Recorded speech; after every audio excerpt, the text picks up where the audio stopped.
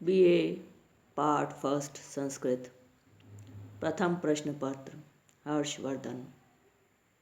मैं डॉक्टर मनीषा गोदारा, आचार्य संस्कृत, राजकीय बांगड़ माध्य विद्यालय, डीडवाना। बाणभट्ट के हर्षचरित तथा वेन सॉन्ग के यात्रा विवरण से हमें स्फुट रूप से ज्ञात है कि हर्षवर्धन हून हरेन केसरी प्रभाकर वर्धन तथा यशोमती के पुत्र थे। ये अपने पिता के दूसरे लड़के थे। इनके ज्येष्ठ भ्राता का नाम राज्यवर्धन था। राज्यश्री नाम की इनकी बहन योग्य विदुषी थी।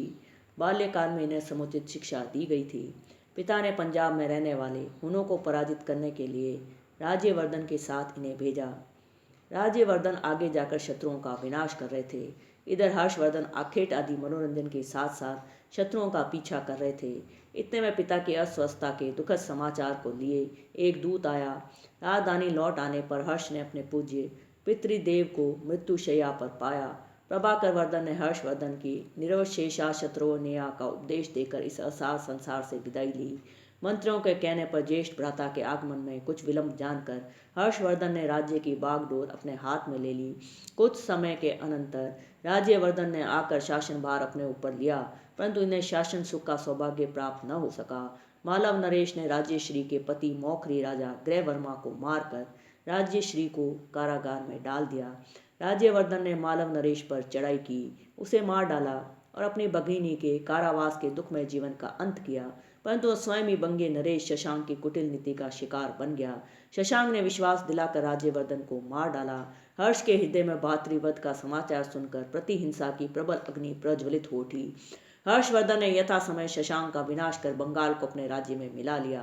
रिक्त सिंहासन की बागडोर हर्षवर्धन ने अपने सुदृढ़ तथा अनुभवी हाथों में ली। इनकी राजधानी स्थानवीश्वर थानेश्वर में थी। इनका समृद्ध राज्यकाल 606 ईस्वी से लेकर 647 ईस्वी तक माना जाता है।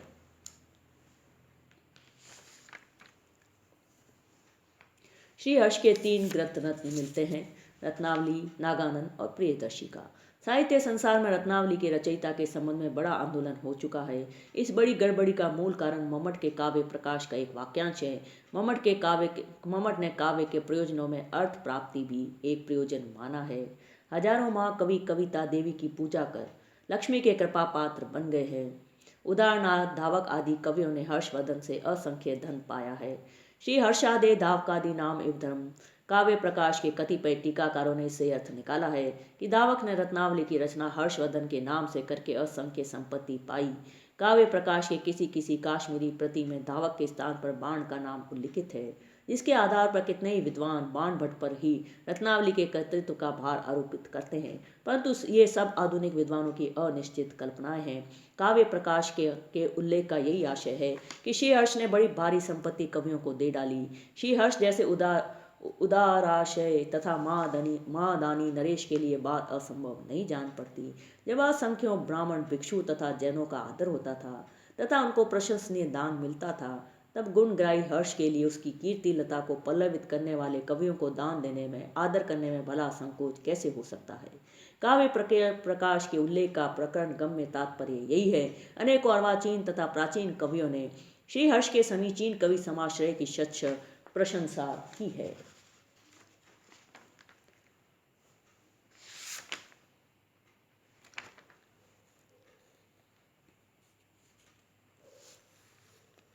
इनकी 3 रचनाएं हैं: प्रियदर्शिका, रत्नावली तथा नागानंद। ये तीनों रूपक एक ही लेखक की रचनाएं, इसमें संदेह करने के लिए स्थान नहीं है। तीनों में घटनाओं का आश्चर्यजनक साम्य है। रत्नावली में सागरिका अपने चित्त विनोद के लिए राजा का चित्र खींचती है। नागानंद में जीमूतवान उसी उद्देश्य से मलयवती का चित्र बनाता है। दोनों स्थानों पर चित्रों के द्वारा ही पात्रों के स्निग्ध हृदय तथा प्रणय की कथा का परिचय दर्शकों को मिलता है। रत्नावली में अपमानित होने पर सागरिका अपने गले को लता पास से बांधकर प्राण देने का उद्योग करती है। नागानंद में भी यही घटना है।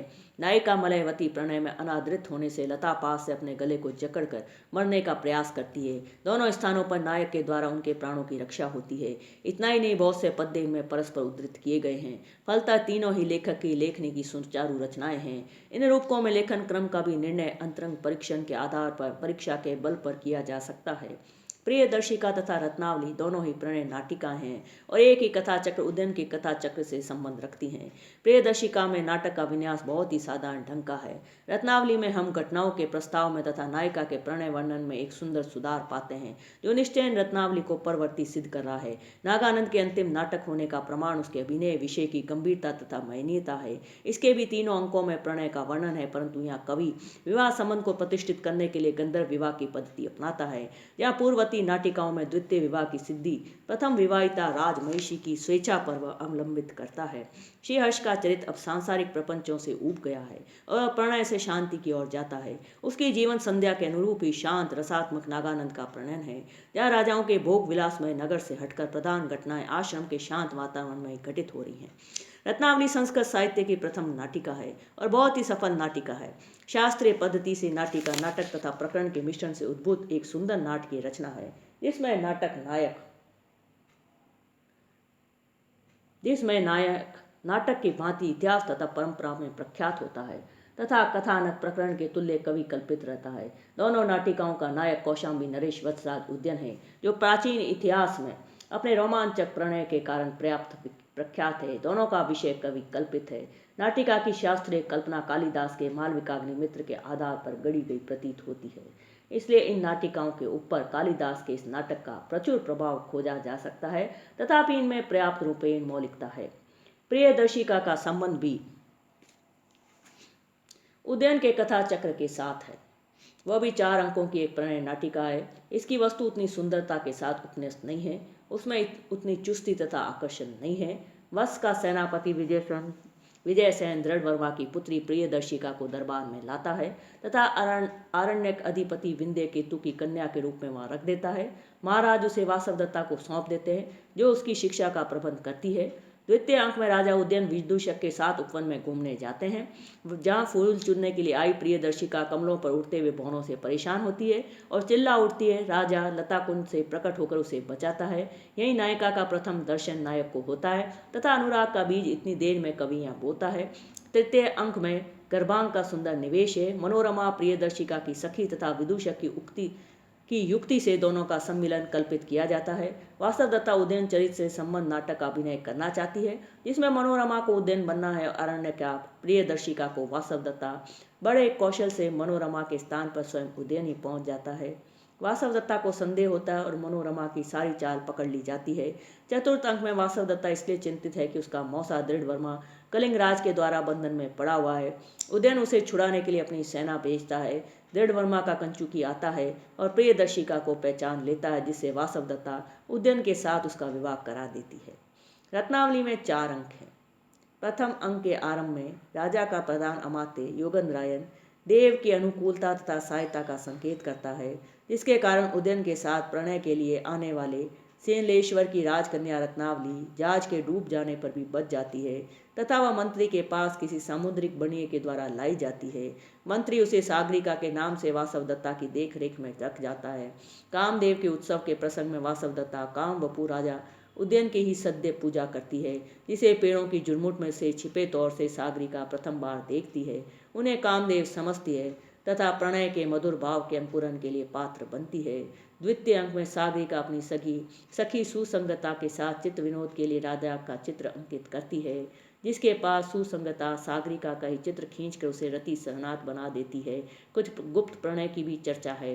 वाजीशाला से एक बंदर के तोड़ा कर भागने से महल में कोहराम मच जाता है। इसी हल्ला गुल्ला में दोनों भाग खड़ी होती है। चित्र पलक में ही छूट जाता है और राजा के हाथ पड़ने से वह गुप्त प्रेम के प्रकटन का साधन बनता है। इस प्रेम के प्रसारण में सागरिका का भी कुछ हाथ है। तृतीय अंक इस नाटिका का हृदय है तथा कवि की मौलिक सूझ का उज्जवल उदाहरण है। वेश परिवर्तन से उत्पन्न भ्रांति के कारण जायमान घटना सांकर्य बहुत ही सुंदर है। सागरिका वासवदत्ता का तथा सुसंगता दासी कांचनमाला का वेश धारण कर राजा से पूर्व निश्चय के अनुसार मिलने आती है, परंतु असली वासवदत्ता के इनसे पहले ही आ जाने के कारण सारा गुड़ गोबर हो जाता है। असली और नकली का विभेद बड़ी ही हास्यजनक स्थिति पैदा करता है, जिससे अपमानित मानकर सागरिका लतापाश के द्वारा मरने जाती है, परंतु राजा उसे बचाता है। चतुर्थ अंक में जादूगर के अग्निदाह का प्रभावशाली दृश्य है। सागरिका भूगर्भ में कैद कर रखी गई है। वह वहां से बचाकर सभा में लाई जाती है, जहाँ उसके पिता के मंत्री वसु, भूति तथा कंचुकी बाबरे उसे विदूषक के गले में लटकने वाली रत्नावली की सहायता से पहचानते हैं तथा वासवदत्ता स्वयं प्रसन्न होकर अपनी भगनी भूता रत्नावली से राजा का विवाह करा देती है। यही मंगलमय अवसान है। नागानंद में 5 अंक है। यह किसी बौद्ध अवदान के ऊपर आश्रित है। प्रथम अंक में जीमूतवान का आश्रम में जाना तथा उनके पुत्र जीमूतवान का भी पितृदत्त राज्य का परित्याग कर वहीं सेवार्थ जाना और गौरी के मंदिर में मलयवती के वीणा वादन से उसके हृदय के अनुराग का संचार वर्णित है। द्वितीय अंक में जीमूतवान तथा मलयवती के आनंददायक विवाह का विस्तृत वर्णन है। तृतीय अंक भी विवाह कथा से ही संबद्ध है। चतुर्थ अंक में राजकुमार जीमूतवान का समुद्र तीर पर आना और प्रतिदिन एक नाग का गरुड़ के लिए भोजन बनने की बात वर्णित है। उस दिन अपनी माता के एक लौते पुत्र शंखचूड़ की बारी थी। उनकी माता के करुण रोदन से द्रवीभूत जीमूतवान स्वयं उसके स्थान पर गरुड़ का भोजन बनने जाता है। शंखचूड़ राजी नहीं होता, परंतु उसकी क्षणिक अनुपस्थिति में जीमूत अपने शरीर को रक्तवश से ढककर शिला पर बैठ जाता है। गरुड़ आकर अपनी चोंच से उसे पहाड़ के शिखर पर उठा ले जाता है तथा खाता है। जीमूतवान दृढ़ है, उसके त्याग पर पुष्प वृष्टि होती है। पंचम अंक में माता पिता व्याकुल होकर जीमूत के समाचार के लिए सेवक भेजते हैं। शंखचूड़ से पूरी घटनाओं का पता चलता है। गरुड़ को भी इस नाग की दृढ़ता पर आश्चर्य होता है। वह पूरा हाल पूछता तथा नागों के न खाने की प्रतिज्ञा कर जीमूत के खाने से विरत होता है। मंगल के साथ नाटक समाप्त होता है। हर्ष का नाट्य वैशिष्ट्य। हर्ष संस्कृत नाटककारों में रोमांचक प्रणय नाटिका के निर्माता के रूप में सदैव सम्मानित रहेंगे। उनके ऊपर भास और कालिदास का प्रकृष्ट प्रभाव तथा प्रेरणा अवश्य विद्यमान है। भास ने भी उदयन से संबंध 2 नाटकों की रचना की है, स्वप्न वासवदत्ता और प्रतिज्ञा योगेंद्रायन। इन दोनों नाटकों का प्रभाव विषय की एकता तथा कथानक की अभिन्नता होने के कारण हर्ष की इन दोनों नाटिकाओं के ऊपर पड़ा है। इसी प्रकार कालिदास के नाटकों की भी घटनाओं, वर्णों तथा वार्तालापों में विशेष साम्य दृष्टिगोचर होता है, विशेषतः मालविकाग्नि मित्र का। परंतु हर्ष की मौलिकता तथा नवीन कल्पना में किसी प्रकार का संदेह नहीं है। रोमांटिक ड्रामे के जितने कमने तथा उपादेय साधन होते हैं, उन सबका उपयोग हर्ष ने इन रूपकों में किया है। कालिदास के समान हर्ष भी प्रकृति और मानव के पूर्ण सामरस्य के पक्षपाती हैं। मानव भाव को जागृत करने के लिए दोनों ने प्रकृति के द्वारा सुंदर परिस्थिति उत्पन्न की है। कामोत्सव के द्वारा पूर्ण आनंद का साम्राज्य जब चारों ओर व्याप्त हो जाता है, तब सागरिका और उद्यन के प्रथम दर्शन की अवतारणा की जाती है। गौरी के मंदिर में वीणा वादन और माधुरी से शांत वातावरण में जीमूतवान मलयवती को पहली बार देखता है। इस प्रकार स्थान, ऋतु तथा सामग्री उपस्थित कर हर्ष ने रोमांचक प्रणय के उन्मेष के लिए उपयुक्त अवसर प्रदान किया है। इस प्रकार वे प्रणय नाटिका के प्रथम सफल नाटककार हैं। गर्भांग की योजना उनकी दूसरी शास्त्रीय विशेषता है, जिसका अनुसरण भवभूति ने उत्तर रामचरित में और राजशेखर ने बाल रामायण में बड़े कौशल से किया है। हर्ष की काव्य शैली सरल तथा सुबोध है। उनका वर्णन इतना विशद है कि पूरा दृश्य आंखों के सामने से गुजरता हुआ दिखाई पड़ता है। रत्नावली में होली का सुंदर वर्णन अन्यत्र अपनी समानता नहीं रखता। नागानंद का आश्रम वर्णन भी बड़ा सुंदर, सरस तथा नैसर्गिक है। इस प्रकार काव्य कला तथा नाट्य कला उभय दृष्टियों से हर्ष एक सफल कवि तथा रूपक निर्माता है। रत्नावली के तीसरे सर का 13वां पद्य।